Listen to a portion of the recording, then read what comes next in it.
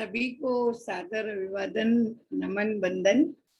और जो मेरा वही प्रसिद्ध हमेशा है, सीता राम चरण रत मोरे, अनुदिन बढ़ई अनुग्रह तोरे। और शायद इसी अनुग्रह के प्रताप से मैं आज इस संत सभा में उपस्थित हो रही हूँ और अपनी बात रखती हूँ बड़े संकोच के साथ। राम कृपा होगी तो इन दोनों को, जो मुझे बहुत प्रिय भी हैं, और मुझे लगता है कि हर कथा रसिक को और हर भगवान की जिज्ञासा जिसके हृदय में है, उनको बहुत सुंदर लगता है जो वाल्मीकि जी और राम जी का है। यहाँ सबसे पहले मैं ये बात कहना चाहूंगी कि राम जब वहां से शुरू करते हैं, जब राम जी को आज्ञा मिलती है कि कई माँ कहती हैं कि तुम्हारे कारण ही इनको वो हो रहा है, तो राम एक चौपाई कहते हैं कि 3 काम हैं। मुनिगन मिलन विशेष बन, सवई भांत हित मोर, तई में पित आयुष बहुत, सम्मत जननी तोड़। 3 प्रयोजन है। तो जो पहला प्रयोजन राम ने दिया, मुनिगन मिले विशेष बन, तो राम का अवतार कार्य भी प्रारंभ होता है और मुनियों से मिलने का जो उनकी उत्कंठा थी वो यहाँ से प्रारंभ होती है। वाल्मीकि जी के आश्रम में, जिनको कि तुलसी स्वयं वैज्ञानिक कहते हैं, वाल्मीकि विज्ञान विभव, और उनसे राम मिलते हैं। और एक ब्रह्म, जैसा कि अभी आदरणीय विनीता जी कह रही थी, वे अवतार माने बिल्कुल नीचे उतरकर वह सहज भाव से एक वनवासी की तरह जिज्ञासा करते हैं कि अब आप मुझे बताएं मैं कहाँ रहूं। तो यहाँ से बहुत ही मुझे ये जो भावुकता है वो बहुत अच्छी लगती है राम की, कि वो जैसे अपने बड़े के आगे आदमी पूछता है कि समझ में नहीं आ रहा, जंगल में आ गया है, वन में, अब मैं रहूं कहाँ, आप बताइए। तो बड़ा ही दार्शनिक दृश्य उत्पन्न होता है और मुनि कहते हैं कि तुम पूछो, माने मुझे भी संकोच होता है, आप मुझसे पूछ रहे हैं, मैं आपसे पूछता हूँ, आप बताइए आप कहाँ नहीं है, वो बताइए। तो आप फिर भी जब वो इस तरह मुस्कुरा के कहते हैं कि आप सर्वव्यापक हैं और राम के ब्रह्म रूप को जो उन्होंने देखा है, यहाँ से बात शुरू होती है। लेकिन फिर आप मुनि ऋषि वाल्मीकि का देखिए कि उनकी दृढ़ता और परम ब्रह्म के सामने अपनी बात रखने का जो उनका एक कौशल है, उसमें मानस का प्रयोजन छिपा हुआ है। जब भी हम धर्म ग्रंथों को देखते हैं तो मुझे ऐसा लगता है उसमें भगवत्ता व्याप्त है, और भगवत्ता को सिद्ध करने के लिए भक्त को परिभाषित करना बहुत जरूरी होता है। कौन भक्त है? अगर हम गीता उठाकर देखें, मुझे माफ करें मैं वहां से शुरू कर रही हूँ, बार बार भगवान श्री कृष्ण कहते हैं कि सच मे प्रिय, सच मे प्रिय। सीधी सीधी बात उन्होंने, कौन कौन मुझे प्रिय है, सीधी बात। बहुत सारे 8 दोहों में वो इस प्रकार से कहते हैं, जो बहुत उसमें नहीं जाऊंगी प्रसंग में, सूत्र देते हैं। इसी तरह से वाल्मीकि ऋषि हमें सूत्र देते हैं, भक्तों की परिभाषा प्रकारांतर से बताते हैं, और पूरी मानस में जो संवाद है वो यहाँ पर मैंने कथा कहने का उसका प्रारंभ यहाँ से इन 2 ज्ञानियों के, मैंने कहना चाहिए कि भावपूर्ण दृश्य यहाँ पर उपस्थित है। और सबसे पहला जो 128 दोहा मुझे लगा, यानी प्रसंग तो कई दोहों में है, पर अचानक से मैं जब छांट रही थी तो मुझे वहां से प्रारंभ लगा कि 128 दोहे से मैंने दिया, जस तुम्हार मानस विमल, हंसन जीहा जास, मुक्ताहल गुणगन चुने, राम भजऊ बसऊ तास। माने वो मुनि कहते हैं कि पूरे रामचरितमानस में अगर हम देखें, राम का गुण कीर्तन है, चाहे वो याज्ञवल्क्य को भरद्वाज ऋषि कर रहे हैं, चाहे काकभूषण गरुड़ जी कर रहे हैं, सारे संवाद में, चाहे शिव पार्वती करते हैं, गुण कीर्तन है। और राम के गुणानुवाद का ही पूरे उसमें वर्णन है, क्योंकि वह हमें आनंद देता है। जिसको हम प्रिय, जो हमारे प्रिय हैं, जो हमारे भक्ति के तत्व हैं, उनको अगर हम उनका गुणानुवाद करते हैं, उनके गुण कीर्तन करते हैं, तो उसका हमें अनेक प्रकार से आनंद मिलता है। तो यहाँ उन्होंने ये विशेष, इसके पहले भी वो ये कहते हैं पूरे कि वो किस प्रकार से काम करते हैं, चौपाइयों को भी अगर हम देखें तो वो इस प्रकार बताते हैं कि यहाँ विशेष रूप से वो सबसे पहली बात तो ये कहते हैं कि आप सच्चा अभिनय कर रहे हैं। मैं आपके इस अभिनय की प्रशंसा करता हूँ। ऋषि वाल्मीकि का ये मंतव्य है। फिर 14 स्थान ऋषि वाल्मीकि उन्हें बताते हैं रहने के लिए, क्योंकि इसका एक छोटा सा मंतव्य है कि 14 ही भुवन है, 14 वर्ष राम को रुकना है, 14 धर्म के लक्षण है और 14 ही माने इस प्रकार से वो स्थान मुनि को बताते हैं। बड़ा ही यहाँ मंजर जो प्रारंभ होता है, 14 ही हमारी विद्याएं भी हैं। तो बहुत रोचक ढंग से उन्होंने सबसे पहले की जिसकी जिह्वा, वो कहते हैं जो राम का गुणगान नहीं करती जीव सुदारुर जीव समाना, जो राम गुणगान नहीं करती वो मेंढक की जीवा के समान वो जीव है। तो हमें इंद्रियों से किस प्रकार कार्य लेना चाहिए। जैसे एक छोटा सा उदाहरण कि हमको श्वास का जो यंत्र मिला हुआ है, श्वसन यंत्र, तो ये सांस लेने के लिए मिला है, लेकिन हम इससे वाणी का इतना सुंदर प्रयोग करते हैं। श्वसन यंत्र का प्रयोग हम वाक सिद्धि के लिए कर लेते हैं। ठीक इसी प्रकार जिह्वा का जो मुख्य कार्य है वो 2 कार्य हैं, भाषण करना और संज्ञता, रस का माने आनंद लेना। यहाँ हम भक्ति रस की बात करते हैं। तो वो बार बार ये कहते हैं कि जो आपके विमल, यहाँ पर उन्होंने मानस क्योंकि पुल्लिंग है तो उसको उन्होंने जस की उपमा दी है, और जिह्वा क्योंकि स्त्रीलिंग है तो उन्होंने उसको हंसनी की उपमा दी है। और जो मुक्ता हल आपके गुण गण के मोती चुनती है, निर्चीर विवेक से अपने जीवन को चलाती हैं, यापन करती हैं, उनकी जिह्वा पर, उनके हृदय में बसी, ऐसा वो सांकेतिक रूप से भक्ति की परिभाषा देते हैं। कि प्रत्यक्ष रूप से तो आप सब जगह व्याप्त हैं, माने अप्रत्यक्ष रूप से, माफ कीजिए, लेकिन प्रत्यक्ष रूप से आप कहाँ बसे, वो कहते हैं। अब मैं आपको निकेत बताता हूँ। वो उसको मंदिर भी कहते हैं, निकेत भी कहते हैं, कई सारे शब्द आवास के लिए वाल्मीकि ऋषि ने यहाँ प्रयुक्त किए हैं। तो विशेष बात इसमें यह है कि वो विशेष जिसका हृदय आपका भरोसा करता है, और भरोसा करता है विवेक के आधार पर चुनता है, जिनके चरण, जिनकी इंद्रियां राम चरण तीरथ चल जाएं वहां, इसलिए उनके हृदय में बसे। तो इससे हमें प्रेरणा मिलती है कि कैसा हृदय हम बनाएं।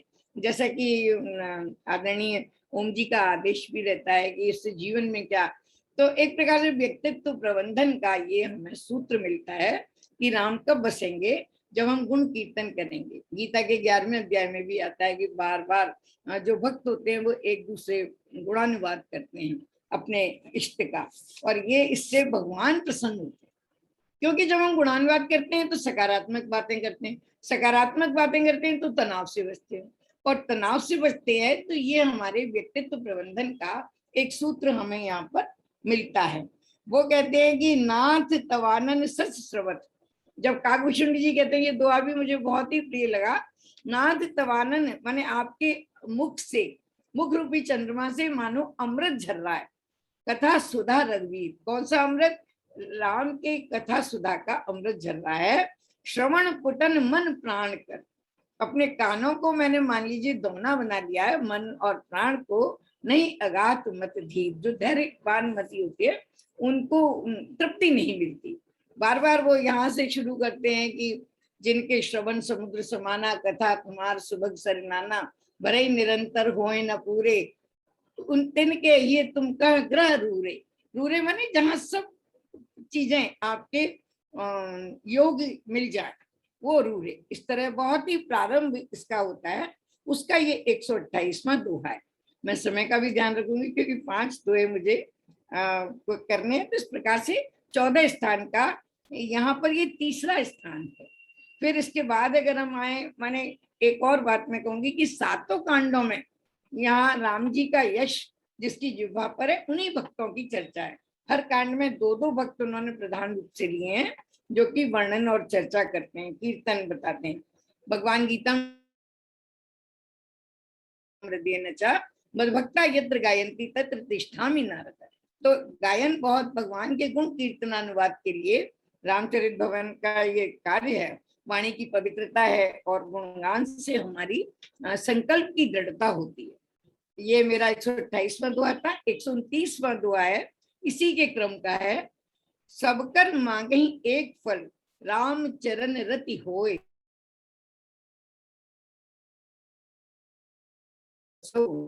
रघुनंदन डोए।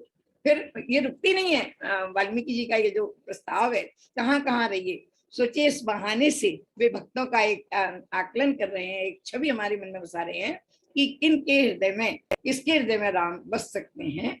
वो बताते हैं कि वो बार बार ये कहते हैं कि कैसे कौन किस किस का फल, प्रभु प्रसाद सुचि सुबह सुबासा, समाज की नासिका सुगंधी का वो करती है, जो प्रभु के अर्पण करके भोजन और पट भूषण धारण करते हैं, प्रभु प्रसाद पट भूषण धरें, ये आचरण उन्होंने बताए हैं। और जो जिनके चरण है वो राम के पदों की पूजा करते हैं, राम भरोस हृदय नहीं पूजा, और तीर्थों पर जिनके चरण जाते हैं, ऐसे जिनके आचरण हैं, इन सब कामों का, ये सब कर्म कांड का एक फल मांगते हैं वो, कि सबकर मांगे एक फल, राम चरण रति को। केवल और कुछ जागतिक माने भौतिक चीजें उन्हें नहीं चाहिए, केवल राम के चरणों में अनुराग हो। जब हृदय निष्काम हो जाता है, और हृदय निष्काम कब होता है, जब राम के बसाने के लिए हम इस आचरण की ओर उन्मुख होते हैं। तो वाल्मीकि जी का ये गाइडलाइंस है, एक तरह से डायरेक्टरी है, कि इस तरह से अगर हम रहेंगे तो वो कहते हैं कि तिनके मन मंदिर बसो। आप भगवान से जो भक्ति करते हैं, हम कितने भक्तों की, 12 भक्त हैं जो बहुत ही बड़े भक्त हैं, जिनके आधार पर भागवत लिखी गई है, जिनके 12 चरित्रों के आधार पर भक्तमाल में सारे भक्तों की कथा है। दरअसल मानस और भागवत और गीता और ये सब भक्तों के चरित्र है। तो वो कहते हैं वो भक्त क्यों अमरीश हुए, नारद हुए, वो सब इसलिए हुए कि उन्होंने कुछ मांगा नहीं, भक्ति केवल भक्ति मांगी भगवान से, भगवान से और कुछ मांगने का भी नहीं है। तो सबकर मांगे एक फल, ये चौथे स्थान और 5वें स्थान के रूप में ये दोहा कहा गया है। तो यहाँ पर बहुत ही 2 चीजें हैं जिनकी दर्शन, आपकी दर्शन इच्छा है, गुणगान करते हैं, ये विशुद्ध उपासना मार्ग है। और विशेष जो खास बात यह है कि अकेला व्यक्ति भी कर सकता है, इनके लिए साधन की आवश्यकता नहीं है। इन सब कामों को करने के लिए अगर हम श्रवण करते हैं, गुण कीर्तन करते हैं, मनन करते हैं, अपने अकेले बैठकर भी कीर्तन किया जा सकता है, समूह में भी किया जा सकता है। तो एक प्रकार से ये हमारे हृदय के परिष्कार का मार्ग है। फिर जहां पर जब अगर ईश्वर के प्रणिधान की ओर हम जाते हैं, तो हरिजन इव परिहर सब आशा। तो हरिजन का यहाँ बड़ा ही अर्थ उत्कर्ष है। वो कहते हैं भक्त, हमारे यहाँ जो हरिजन का शब्द है, वो प्रभु भक्तों के वही भक्त है जो सब आशा त्याग देता है, माने वो निराश नहीं होता, निष्काम होता है, ऐसे कहते हैं। तो पूजा शक्ति और अर्चन भक्ति जिनके पास है वो है। और फिर वो क्या करते हैं, मंत्र राज नित्य जपहि तुम्हारा। वो मंत्र राज माने राम जो नाम है वो मंत्र राज है, नित्य जपहि तुम्हारा, पूजे तुम्हें सहित परिवारा। ये जीवन शैली का उन्होंने निदर्शन किया है। विप्र जवाए देहि बहुदाना, सकल भाई सेवई मन सन्मानी। वो इस प्रकार से कर्मकांड की यहाँ पर व्याख्या अयोध्या कांड में तुलसी जी ने इस प्रसंग में की है। प्रकारांतर से ये सब नवधा भक्ति है। अगर हम इसको देखें जो शबरी के प्रसंग में आता है, तो वो ये जब कहते हैं प्रथम भगत संतन कर संगा, इस तरह हमारे यहाँ जो नवधा भक्ति, श्रवणम कीर्तनम विष्णु स्मरणम पाद सेवनम, तो ये जो दास्य भक्ति है उन सब में बहुत सारी भक्ति समाहित भी हो जाती हैं। तो ये जो राम के निकेत पूछने का प्रसंग है, ये एक प्रकार से नवधा भक्ति का एक अलग प्रकार का रूप है, जो उनकी शैली में, वाल्मीकि जी की शैली में कहा गया है। तो इस प्रकार से वो कहते हैं सी रघुनंदन दो, यहाँ दोनों चीजें हैं, सीता और राम बसे। दूसरी ओर वो कहते हैं सीता और दोनों रघुनंदन अर्थात लक्ष्मण सहित बसी। तो ये जो काव्य का एक चमत्कार है, तुलसी जगह जगह पर हमें दिखाते हैं। विशेष बात यह है इसमें कि सब कर्म मांगे एक फल, कर्मकांड, उपासना मार्ग, ये सब हमको निष्काम बनाने का एक प्रक्रिया है। निष्काम माने सब्लाइमेशन ऑफ लाइफ, सब्लाइमेशन, उदात्तीकरण, हम अपने जीवन को दिन प्रतिदिन ऊंचा उठाने का प्रयास करें, ये इस दोहे का मेरी तरफ से अर्थ था। फिर आगे चलता है ये जीने की कला, यहाँ पर समाप्त नहीं होती। ऋषि बहुत आकर्षण, इस संवाद को आकर्षक बनाते हैं, और न केवल आकर्षक बनाते हैं बल्कि अपने हृदय की भावना को, अपने हृदय के विचारों को वो ऐसे रख देते हैं कि जो हम लोगों के लिए प्रकाश पुंज, प्रकाश स्तंभ की तरह हो जाता है। तो ये मोटिवेशन का, जैसे आजकल बहुत ही ज्यादा चल रहा है मोटिवेशन की चीजों का, तो ये इमोशनल मैनेजमेंट है, कैसे हम अपने आप को इमोशनल मैनेजमेंट अपना रखें इन दोहों के माध्यम से। तो 130वां दोहा है, स्वामी सखा पित मात गुर जिनके सब तुम तात। फिर पढ़ देती हूँ मैं, स्वामी सखा पित मात गुर जिनके सब तुम तात, मन मंदिर तिनके बसो सीय सहित दो भ्रात। वही छवि जो राम की, मुझे कोई पूछे कि राम की सबसे सुंदर छवि वन गमन की, राम लखन सीता की जो छवि है, अति सुंदर, अति सुंदर वो छवि है। और यहाँ जब ऋषि वाल्मीकि जी उसका उच्चारण करते हैं तो बार बार वो छवि आपके हृदय में, आपके मन में अंकित हो जाती है। तो जैसे कि हम कहते हैं, तुम्हें माता च पिता तुम्हें, तुम्हें बंधुश्च सखा तुम्हें, त्वमेव विद्या द्रविणम त्वमेव, त्वमेव सर्वम देव तुमम देव देव। तो भक्ति का फल केवल भक्ति ही हो सकती है, और कुछ उसका फल नहीं है, प्राप्य नहीं है। तो वो कहते हैं जो आपको सर्वस्व मानते, वो विभीषण की शरणागति में भी यहाँ शरणागति वाला भाव है, विभीषण की अनन्यता का भाव है, शरणागति का भाव है। शरणागति में भी वो यही कहते हैं कि सब कर ममता ताग बटोरी, मम पद मनी बांध बर डोरी, समदर्शी इच्छा कछुनाई। तो इस प्रकार से भगवान जी अपनी आकांक्षा जताते हैं कि मुझे कौन से भक्त प्रिय हैं, और यही बात वाल्मीकि जी कह रहे हैं। तो एक प्रकार से वाल्मीकि जी और राम के मन का जो तादात्म्य है वो यहाँ देखने को मिलता है। क्योंकि जब हम भजन में एक स्थान पर पहुंच जाते हैं तो वो सब पारदर्शी हो जाता है कि किस तरह से हमें मार्ग मिलेगा। तो ये 6वें और 7वें स्थान के लिए ये उन्होंने लिखा है। फिर इसकी भी चौपाई में यही आता है, पीछे की आगे की। अभी ओम जी कह रहे थे कि दो ये एक सैंडविच के समान है, और हमारे ही ओम जो ओम नीरव जी ने ये कहा था एक बार, मैं बिल्कुल उनके कथन को आदर करती हूँ कि तुलसी जब प्रवाह में होते हैं तो चौपाइयां ही चौपाइयां वर्णन करते हैं, लेकिन इस प्रवाह को चेक लगाने के लिए, एक तटबंध लगाने के लिए वो बीच बीच में दोहे लगा रखते हैं। नहीं तो वो इतने भावुक हो जाते हैं कि वर्णन होता ही चला जाएगा। जैसे कि आदरणीय ओम जी अभी बता रहे थे कि कभी 8 है चौपाइयां, कभी 10 चौपाइयां हैं, कभी और ज्यादा हो जाती हैं। तो वैसे उन्होंने उसका 4 उसका रखा है उन्होंने, लेकिन फिर भी प्रसंगवश ये क्रम टूटे भी हैं, और विचलन का, डेविएशन का महाकवि को पूरा अधिकार होता है, ये भी एक बात है। तो जो मैंने आपको 130 में दोहे की चर्चा करी, और विभीषण का भी इसमें विशेष रूप से आया, और संत के लक्षण पूरे दोहों में जहां जहां निकेत संत के लक्षण है। पर दुख द्रवई संत सुपनीता, दुखित होए पर संपत्ति देखी। ये जो मानस में जगह जगह पर बालकांड से लेकर उत्तरकांड तक, चाहे वो लक्ष्मण और राम का संवाद हो, वहां पर भी उस संत संतन के लक्षण स्पष्ट दिया है ग्रंथों में। फिर भी हम लोगों को अपने जीवन शैली के लिए मार्ग ना मिले तो ये हमारी ही विडंबना है। तो इन सब में दास्य भक्ति की ध्वनि होती है, दास्य भक्ति ध्वनित होती है।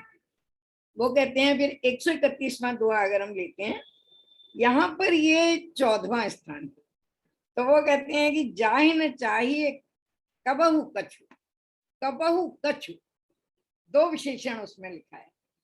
ऐसे नहीं कि मैं अनुष्ठान कर रही हूँ तो मैं कोई भगवान से वर नहीं मांगूंगी या भगवान से कोई इच्छा पूर्ति नहीं मांगूंगी, नहीं नहीं नहीं।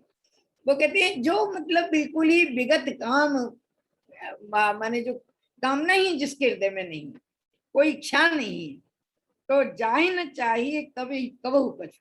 और मुझे वास्तव में ये लगता है ये बिल्कुल व्यावहारिक, अव्यावहारिक नहीं है, ये व्यावहारिक है। जब अगर किसी के पास 100 रुपए हैं, माने छोटी उपमा में बता रही हूँ आपको, तो उसके लिए 1 पाई 2 पाई का कोई अर्थ नहीं। अगर हमको पूर्ण मिल जाता है तो फिर हम छोटी चीज का आकांक्षा नहीं करते। इस प्रकार से मैंने ऋषियों से सुना है, सत्संग में सुना है कि एक बार अगर अनुभूति हो जाती है क्षणांश के लिए, सीकर के लिए, तो आप से बड़ा सुख, मैंने जिनको सुना था उन्होंने तो ये कहा था कि जो काम सुख है वो भी आपको तुच्छ लगेगा, जो जीवन का हर सुख है वो आपको लगेगा ये सब व्यर्थ है अगर एक बूंद बराबर भी अनुभूति हो जाती है। इसलिए ऋषि कहते हैं जाहि न चाहिए कबहु कछु तुम सन सहज सनेव। भारतेंदु कहते हैं गोपाल ही रुचत सहज व्यवहार। भगवान को सहजता, मैंने एक बार सहज पर भी यहाँ पर अपने विचार रखे थे। सहज बहुत बड़ा शब्द है मानस के लिए, भक्ति मार्ग के लिए। वो सब प्रयास नहीं है, अब स्वाभाविक रूप से। और ये स्वाभाविक जब भी आएगा जब हम ये पूरे प्रसंग को बारंबार अवगाहन करेंगे। तुम सन सहज सनेव, ना किसी प्रयोजन से, ना किसी कृत्रिमता से, ना किसी विवक्षता से, सहज स्नेह हो भगवान के चरणों में। बसहु निरंतर, अभी तक मुनि ने निरंतर शब्द का प्रयोग नहीं किया, यहाँ पर जो 14वें स्थान में उन्होंने निरंतर शब्द का प्रयोग किया।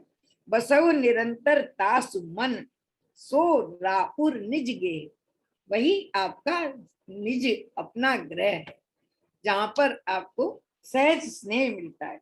तो बार बार आता है निष्काम भक्त की कि माने बार बार वो ये कहते हैं कि सकल कामना हींजे राम भगत रस ली। और बाद में अगर हम काव्यशुंडी जी को भी देखते हैं, सो अनन्य जाके अस्मत न टरई हनुमंत, बार बार ये आता है मैं सेवक सचराचर रूप स्वामी भगवंत। तो अनन्यता की यहाँ पर बात है, और न केवल अनन्यता की, निरंतर की। भक्ति में निरंतर बहुत जरूरी है। उसको निरंतर माने आदत की तरह बन जाए, जैसे हमारी जीवन जगत की आदतें हैं उसी तरह से अगर हो जाए, ये उसका एक प्रयास यहाँ पर ऋषि ने अपने वाल्मीकि जी ने ये किया है। विशेष बात इसमें ये है कि ये सारा क्रम उन्होंने ठीक उसी प्रकार से किया है जो जिसमें बहुत सारे गूढ़ अर्थ है, संश्लिष्ट है। एक तो नवदा भक्ति का है ही, दूसरा व्यक्तित्व प्रबंधन का है, आत्म परिष्कार का है, भक्ति के मार्ग का है, ज्ञान मार्ग, उपासना मार्ग और कर्म कांड, तीनों का एक समुच्चय इसमें हमें मिलता है। समय और अवसर मुझे हमेशा लगता है कि मैं ज्यादा समय ना ले लूं, तो बार बार मुझे लगता है, तो मुझे ऐसा लगता है कि ये एक प्रकार से हमें अपनी जीवन शैली क्रमानुगत रूप से अगर हम इसमें निर्धारित करें तो हमें मार्ग मिल सकता है हृदय के परिष्कार का। और जो भी है जीवन में जितना भी भक्ति का या स्वाध्याय का या अनुष्ठान का या वो केवल ये है हृदय निर्मल हो। क्योंकि बार बार भगवान कहते हैं मोह कपट छल छिद्र न भावा, निर्मल मन जन सो मोह पावा। उन्होंने अखंड उद्घोष किया है, और ऐसा उद्घोष किया है जो हमारे लिए दर्पण है। वो कहते हैं कि मुझे कपट नहीं अच्छा लगता, कपट छल छिद्र न भावा, निर्मल मन केवल। और निर्मल मन को करने की ये सारी प्रक्रिया है। यद्यपि मुझे पता है इसमें कोई तत्व दर्शन नहीं है, मैं अपने मन की बात आपके साथ रख रही हूँ। और सबसे बड़ी बात यह है कि इन दोहों के ऊपर आगे पीछे जो चौपाइयां हैं वो इनको प्रकाशित करने में बहुत ही सार्थक है। तो चौपाइयां मैं सोच रही थी कि मैं चौपाइयों के साथ पढ़ूंगी, पर मुझे हमेशा ये लगता है कि जैसे मंत्रराज के बारे में और ज्यादा बात करें हम, या निष्काम भक्ति के बारे में बात करें, या नवदा भक्ति के बारे में बात करें, अलग अलग है थोड़ी। भागवत में उन्होंने क्रम अलग लिया है, वहाँ 4 चीजों को एक में मिला दिया गया है। तो बहुत सारे यहाँ पे थोड़ा मुझे लगता है कि असंगत हो जाएगा, या कहना चाहिए ज्यादा वो हो जाएगा। तो विशेष बात ये है कि पूरा जो संवाद का काव्य है मानस, तो इसमें जो भक्तों को उन्होंने भगवान से कम नहीं रखा है, कैसे भक्तों का निर्माण किया जाता है, भक्तों की निर्माण प्रक्रिया यहाँ बताइए। कैसे हम अपने जीवन के जिस माया जाल में हमें लगता है कि जन्म लेते ही हम जिस माया जाल में लिपट गए हैं, उससे मुक्ति का उपाय हर चौपाई में। हर दोहे में है। और सबसे बड़ी बात यह है मन की पवित्रता, जहां पर मन की पवित्रता कैसे पाई जाती है, और किसी के लिए नहीं, अपने आत्मोद्धार के लिए।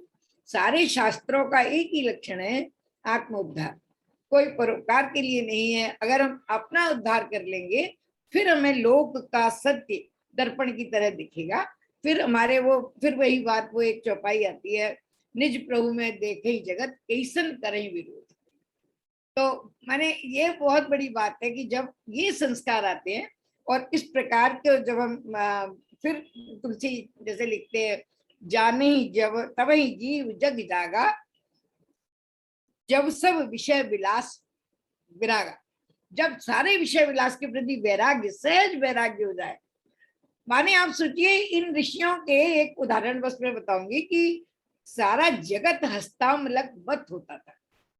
बार बार वाल्मीकि जी के विश्व बदर जिम तुमरे आता, वो कहते हैं। तो ये बदर बेर के समान विश्व जिनके हाथ में रखा है, हस्तामलक वत भी एक फ्रेज आता है, एक पदबंध आता है हमारे यहाँ। तो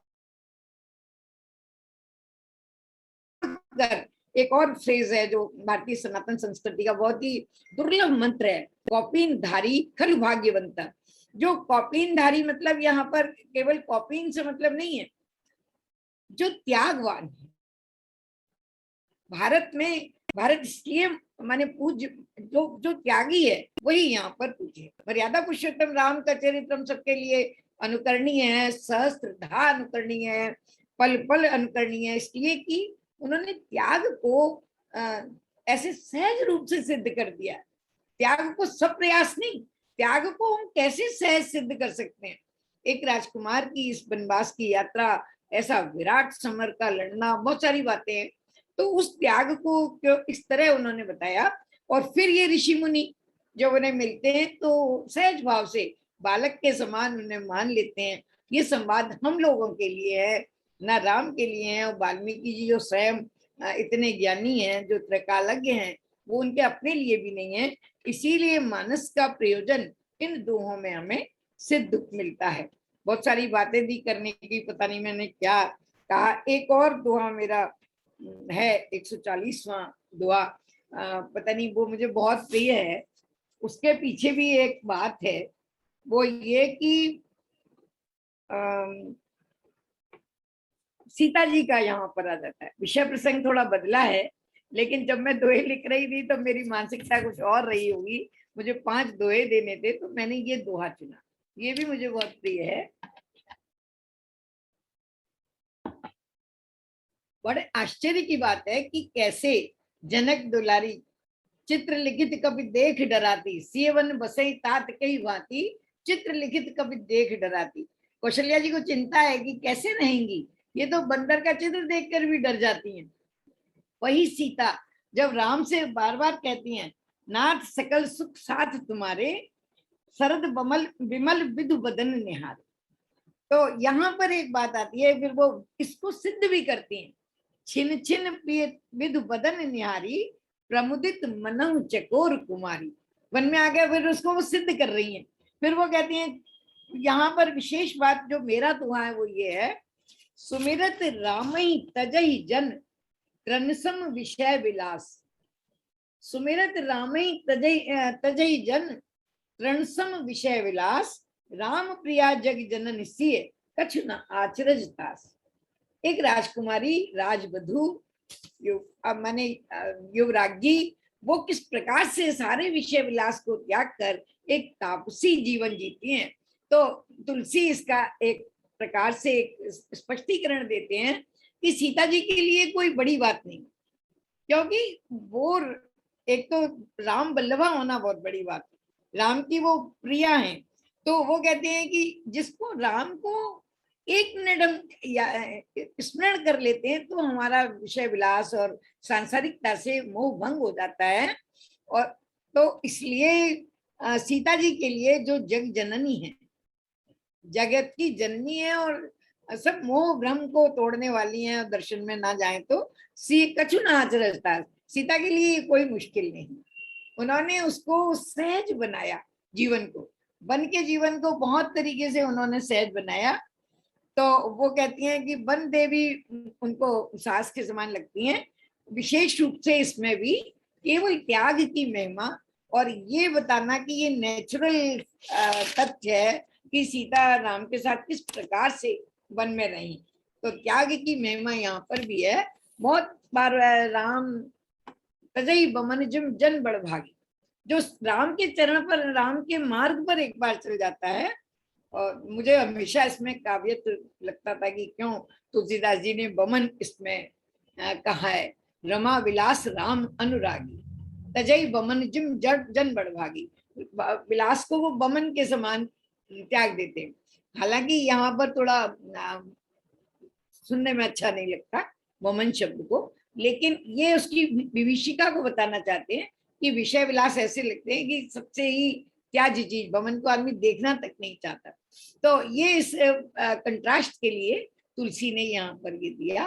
तो मेरा ये 140वां दोहा ये वनवास से ही संबंधित है। सबसे बड़ी बात ये है, मुझे ये प्रसंग बहुत ही प्रिय है जो वाल्मीकि ने जो निकेत बताए हैं, बारंबार से हम पढ़ते हैं और उसके पीछे हमें नवधा भक्ति सिद्ध करने का भी मैंने एक प्रकार से मार्ग मिलता है। तो जो भक्ति के चरण हैं, और भक्त बनने के लिए भक्ति तो बहुत ही बड़ा मैंने एक संकल्पना है, लेकिन अगर हम अपने जीवन को भी सुधारना चाहते हैं या अपने आप से थोड़ा सा संतुष्ट होना चाहते हैं और स्वाध्याय की ओर जाते हैं, तो हमें इस प्रकार की मणियां मिलती हैं। और जब हमें गुण कीर्तन के लिए समय मिलता है या राम के वन गमन के मार्ग पर बहुत सारे उसमें जो छूट भी गए हैं, तो जो प्रेरणा मिलती है वो इस प्रकार के, मुझे वो वाले गीता का वो बहुत ही प्रिय है। मैं लिख के नहीं रखा है कि भगवान स्वयं कहते हैं कि मुझे कौन कौन प्रिय। शुचि दक्ष माने वो मुझे प्रिय हैं। 12वें अध्याय में भगवान कहते हैं, 8 हुए हैं, 8 श्लोक हैं, बहुत ही अच्छा। तो सब्लाइमेशन ऑफ लाइफ, जीने की कला के लिए दुनिया पागल है आज, और जीने की कला इन हमारे ग्रंथों में छिपी है, रोचक बनाकर। इससे बड़ा भारत का क्या आकर्षण हो सकता है कि जिसके लिए माने रामचरित भवन, रामचरित मंथन करते हैं, माने ओम जी इतना प्रयास करते हैं उन मुक्ता हल को, उन मुक्ता मणियों को चुगने के लिए, कि जिससे हमारा मानस हंस बन जाए, नीर क्षीर विवेक हमें आ जाए कि क्या हमारे लिए ग्राह्य है और क्या हमारे लिए अग्राह्य है। इसी को कृपा कहते हैं। अगर हम चुनना जान जाए तो यही कृपा है, और कोई कृपा नहीं है। जब आपको, मेरी एक और छोटी सी कसौटी है, मैं आप संत हैं, आपके साथ बांटना चाहूंगी। जब आपको लोगों के अवगुण दिखना बंद हो जाए, आपको ये लगेगा कि मुझे कैसे पता लगे कि हमें कृपा हो रही है। एक छोटी सी कसौटी, मैंने मेरे अनुभूत सत्य है, जब आपको सहज रूप से लोगों के अवगुण दिखना बंद हो जाए, पॉजिटिविटी आप में आ जाए, सकारात्मकता आ जाए, तो मानिए कि ईश्वर की कृपा थोड़ी थोड़ी होने लगी। बहुत कठिन है, कृपा साधना से मिलती है, लेकिन केवल गुणगन से मिल जाए, केवल कीर्तन से मिल जाए, केवल भगवान के प्रति अपने आत्मनिवेदन करने से मिल जाए, दास्य भक्ति से मिल जाए, ये केवल हमारे इन ग्रंथों की प्रेरणा से। इसलिए हमारे यहाँ भक्ति भक्त भगवंत आ जाता है।